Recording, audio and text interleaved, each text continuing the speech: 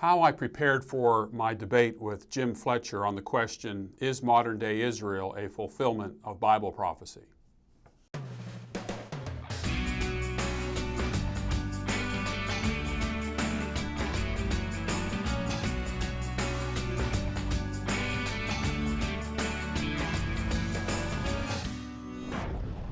I take debate seriously.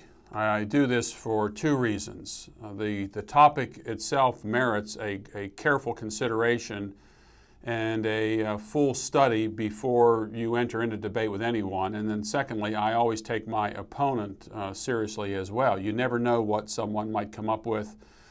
It's like a youngster who goes out on the pitching mound to pitch a game. He's out there all alone, and all he has is his repertoire of pitches and his defense behind him. And the younger you go down the time period for baseball, you find that your defense isn't that great. So you're essentially out there all alone. And when you're in a debate situation up on the stage with no help from anyone, you better be prepared. And so what I do in a debate, this is what I've done in the past, I would prepare a notebook with maybe quotations, controversial topics, zingers that I could use in a debate against my opponent. I want to get quotations used by my opponent in order to use against him. I said, how do you explain this? You said that. I want to get support materials from people from his own persuasion. I hardly ever use arguments from people from my persuasion. I always try to use the arguments of my opponent's supporters. I do this with the evolution debate. Generally will quote Richard Dawkins or Christopher Hitchens or Sam Harris or Daniel C. Dennett against an evolutionist because I want to take their basic assumptions about something and force my opponent to live consistently with them. He can then deny that he holds a similar position, but then he has to come up with his own. So I do a great deal of preparation for a debate. I don't want to be caught off guard. And one of the things that I do in a debate is I try to anticipate all of the basic questions that could be asked of me in the debate. So I put myself in the position of my opponent. If I were in his position, what would the questions be that I would ask? And then I attempt to answer them. Well, in this day of getting books out quickly, I decided in my debate with Jim Fletcher that took place on June 19th, 2010, on the question as to whether or not Israel is a fulfillment of Bible prophecy, that I would write a book about the debate, anticipating questions that would arise in the debate, and then I could briefly then tell the audience, here's my answer to this. But if you want a fuller exposition of all of this, a fuller explanation of what my views are, I've written a book called 10 Popular Prophecy Myths Exposed. And you have that in your hands, or you can get that. And when the debate becomes available, if those of you who get the debate want to get the book along with it, you'll begin to see what I did. And so I anticipated the types of questions that I would get in my debate with Jim Fletcher, and I fleshed them out in this book.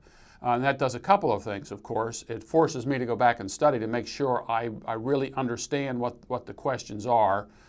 And the second thing it does is it forces me to come up with a really good answer for all of these things. And maybe I'm wrong. And then the third thing it does, of course, it shows me where the weak spots are in my opponent's position and the weak spots are in my own position. It also tells me where the strong points are in my opponent's position and where the weak points are in my position. So I go into a debate very, very prepared. And again, I don't care who my debate opponent is, I'm going to go in there thinking that the person I'm coming up against is the absolute best on this particular topic. I would never take a cavalier approach to any opponent in a debate.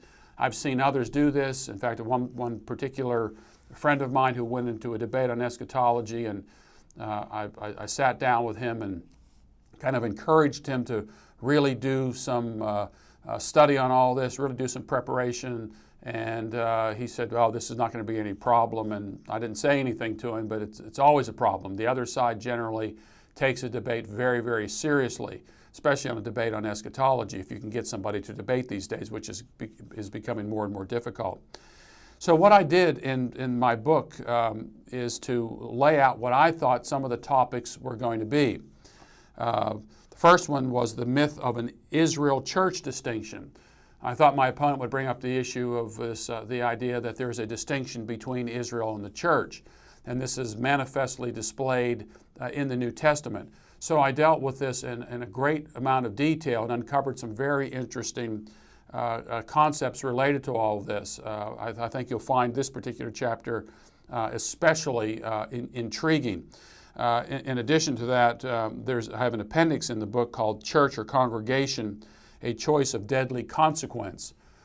This particular chapter deals with translation issues on how William Tyndale, when he translated the Bible into English, using the original languages, he was the first to do that from using Hebrew and Greek, translated the Greek word ecclesia as a congregation, rather than taking the Latin version and making it as church.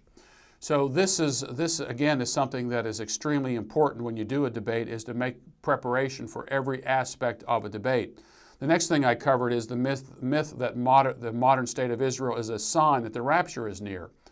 What I did is I went through a ton of pre-tribulational rapturists who believe that we're living in the end times and that Israel supposedly is a sign of the end. And I went and I showed that they all state that there are no signs leading up to the rapture of the church.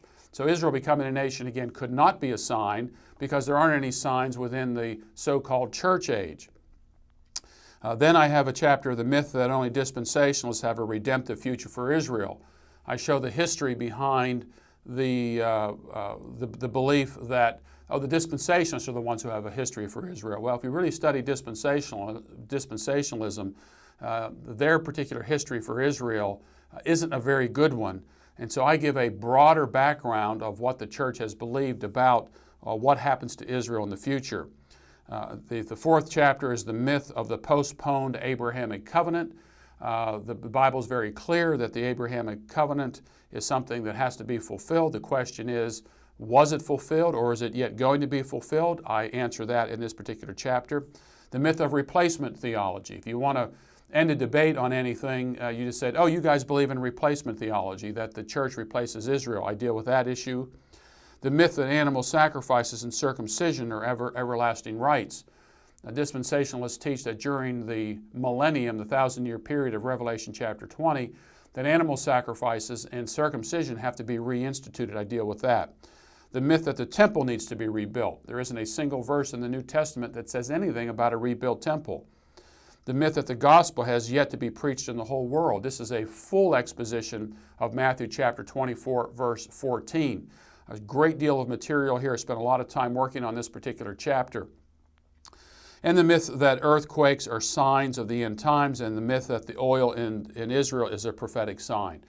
And so I went into this debate, fully anticipating these types of questions would be asked. I also have a chapter in here as an appendix by John R. Rice called False Teaching About the Last Days. John Rice shows that, again, using contemporary signs as indicators of a pre-tribulational rapture or events leading up to a pre-tribulational rapture or the second coming really has no place within dispensational theology. So there's a great deal of schizophrenia here. So the book is 10 Popular Prophecy Myths Exposed. The last days might not be as near as you think. If you want to be challenged in your views on eschatology, a lot of you email me criticizing me, calling me a heretic and a false prophet. Well, this book will put your views to the test. Now, you may be afraid to read this book. I understand that as well. But it's available for you, 10 Popular Prophecy Myths Exposed.